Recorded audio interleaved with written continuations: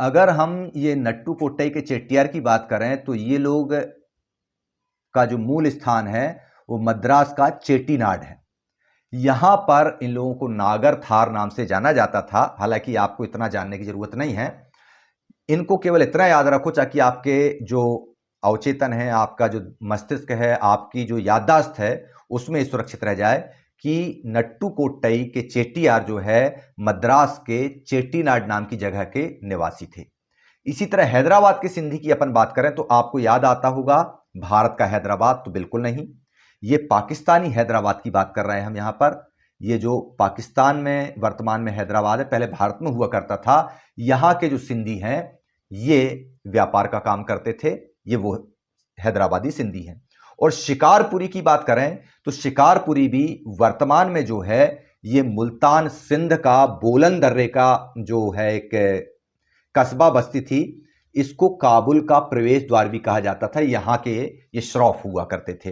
तो इस तरह से नट्टू कोट्टई के चेट्टियार, हैदराबादी सिंधी और शिकारपुरी के श्रॉफ जो थे वे भारतीय उद्यमी थे, जिन्होंने विदेशों में विदेशी व्यापार के लिए, विदेशी निर्यातोन्मुखी खेती के लिए अपनी जेब से या यूरोपीय बैंकों से कर्जे लेकर छोटे किसानों और साहूकारों को बांटा था। आप अफीम खरीदो। इसके पहले क्या होता था कि चीन की चाय पत्ती इंग्लैंड जाया करती थी और चीन का राजा इंग्लैंड से चाय पत्ती के बदले में चांदी मांगा करता था, जो कि बड़े घाटे का सौदा था। अब इंग्लैंड के लोगों ने, ब्रिटिशर्स ने, यूरोपियंस ने चीनियों को अफीम का शिकार बनाया, अफीम की लत लगा दी।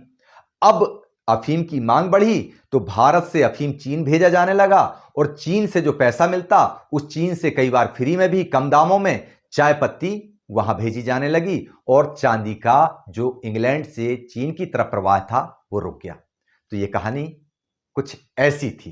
तो भारत के अफीम, चीन की चाय और इंग्लैंड की चांदी की कहानी कुछ ऐसी थी। जब आयात और निर्यात बराबर होता है तो वह कहलाता है व्यापार संतुलन। लेकिन जब आयात की राशि ज्यादा हो, निर्यात की राशि कम हो, तब यह कहलाता है घाटे का संतुलन, घाटे का व्यापार। और सामने वाला देश था ब्रिटेन, तो वह रह गया लाभ में, यानी व्यापार अधिशेष की स्थिति में। अब उस व्यापार अधिशेष का प्रयोग वह अपने ब्रितानी अफसरों की पेंशन, उनकी वेतन और अन्य घरेलू खर्चों में किया करता था। और इस तरह से जो भारत था वह उपनिवेशवाद के मकड़ जाल में जबरदस्त तरीके से इस दौर में जकड़ चुका था।